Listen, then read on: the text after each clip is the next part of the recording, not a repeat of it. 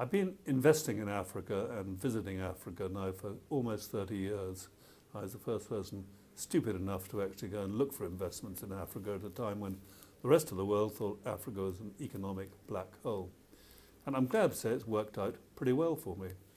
One of the things that particularly annoys me about Western or Northern Hemisphere involvement with Africa is people like Bono and Bob Geldof go there and infantilize Africans by behaving as if they can't do anything for themselves without getting aid from has-been Irish pop singers.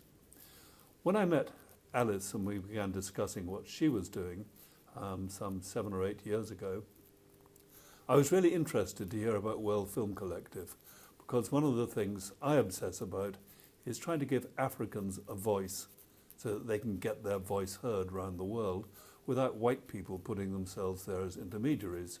And since then I've developed, through a foundation I set up, giving writing scholarships and sponsoring writing festivals in Africans to allow them to do that.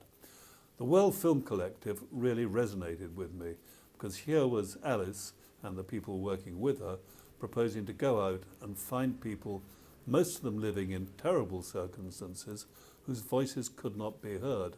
And by teaching them how to make films, and by teaching them how to get those films uploaded onto websites, she was going to give them a voice. So instead of being dumb and heard by no one, they could be heard literally around the world. And this seemed to me like a brilliantly empowering idea.